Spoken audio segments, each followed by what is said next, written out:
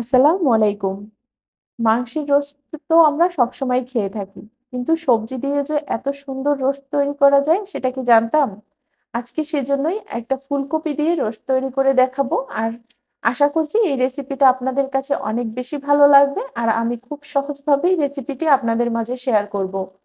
চলুন তাহলে শুরু করি। ফুলকপির রোস্টটা তৈরি করার জন্য ১ম এ একটা মসলা তৈরি করে নেব। আর আমি একটা বাটি নিয়েছি, এখানে দিয়ে দেব ১/২ কাপ পরিমাণ টক দই। আমি একটু ফেটিয়ে নিয়েছি টক দইটাকে, সাথে পরিমাণ মতো লবণ দিয়ে দেব। এবার ১ টেবিল চামচ আদা রসুন বাটা দিয়ে দিলাম। আর কাজু আর কাঠবাদাম একত্রে আমি ব্লেন্ড করে নিয়েছি, সেখান থেকে ২ চা চামচ দিয়ে দিলাম। সাথে দিয়ে দেব ১ চা চামচ টমেটো সস। তারপর এখানে দিয়ে দেব ১ টেবিল চামচ রোস্টের মসলা। এটা আমি প্যাকেটের মসলাটাই ব্যবহার করেছি। এবার সবগুলো উপকরণ একটু ভালো করে মিশিয়ে নেব। এই মসলাটা আগে তৈরি করে রাখলে রোস্টটা রান্না করার ক্ষেত্রে খুবই সহজ হয়।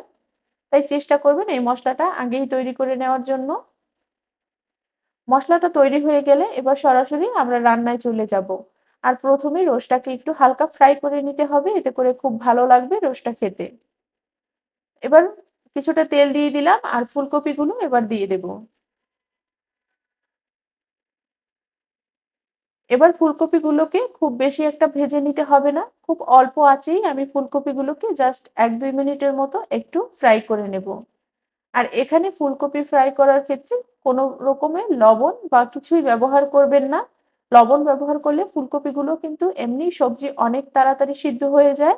আর যদি এখানে লবণ দিই তাহলে রোস্টটা রান্না করার ক্ষেত্রে কিন্তু আমরা ফুলকপিগুলো খুব বেশি নরম হয়ে যাবে, তখন আর ভালো লাগবে না খেতে। আমি হালকা একটু এভাবে কালারটা চেঞ্জ হওয়া পর্যন্ত রোস্টটাকে ভেজে নেব। তো দেখুন আমার কিন্তু ১-২ মিনিটের মতো ভাজা হয়ে গেছে। হালকা একটু কালারটা চেঞ্জ হয়ে গেছে আর এবার এখন আমি উঠিয়ে নেব। খুব বেশি একটা সময় নিয়ে কিন্তু ভাজবেন না, তাহলে আর কিন্তু ফুলকপির এই রোস্টটা ভালো লাগবে না খেতে। এভাবে করে আমি সবগুলো ফুলকপি উঠিয়ে নিয়েছি আর বাকি যে ফুলকপিগুলো আছে সেগুলোও আমি এভাবেই ভেজে নেব।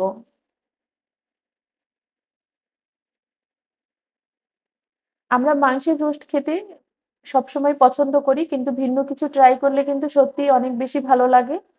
চাইলে কিন্তু বাচ্চাদেরকে আমরা এভাবে একবার অন্তত ফুলকপির রোস্টটা ট্রাই করে দেখতে পারি। ওরা খুবই ভালো লাগবে খেতে ওদের কাছে। আর খুব মজা করে খাবে। আপনারা বড়রাও একবার অন্তত এটা ট্রাই করবেন। আশা করছি ভালো লাগবে। এবার এখানে আমি দিয়ে দিলাম কিছুটা পেঁয়াজ কুচি করে। আর পেঁয়াজটাকে একটু ভালো করে ভেজে নিতে হবে।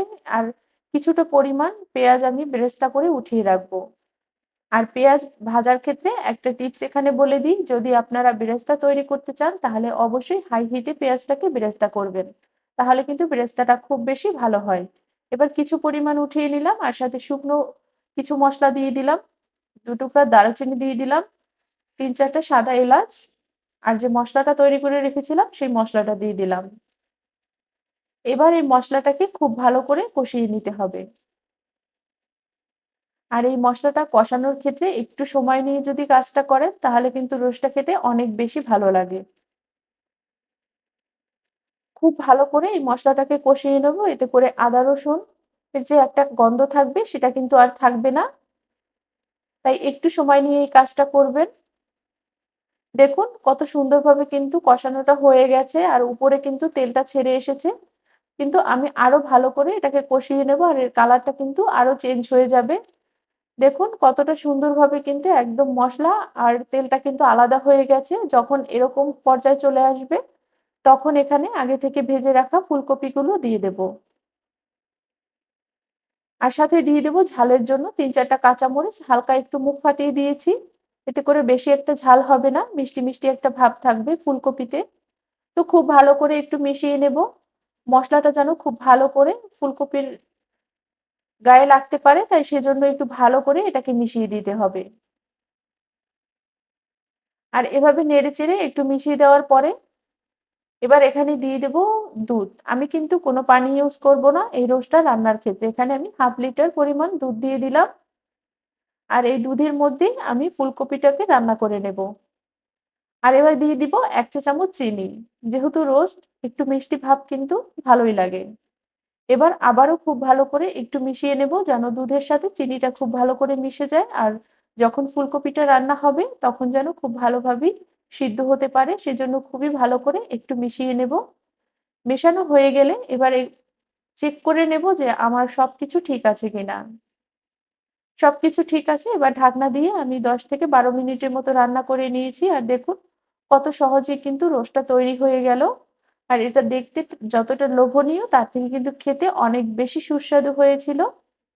আর এবার এই রোস্টটা কিন্তু বেশি একটা ঝোল টানাবো না। এরকম হালকা একটু ঝোল রেখে দেবো। আর উপর থেকে বেরেস্তাটা আমি অল্প কিছু দিয়ে দিলাম। দিয়ে এবার আবারও ঢাকনা দিয়ে দেবো। আর পরিবেশন করে দেখিয়ে দিচ্ছি যে কতটা সুন্দর হয়েছে আজকের এই ফুলকপির রোস্টগুলো।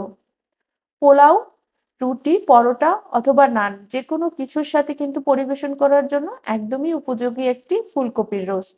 আশা করছি আপনাদের কাছে অনেক বেশি ভালো লেগেছে এবং সহজ মনে হয়েছে। যদি ভালো লাগে তাহলে চ্যানেলটি সাবস্ক্রাইব করে সাথে থাকবেন। আসসালামু আলাইকুম।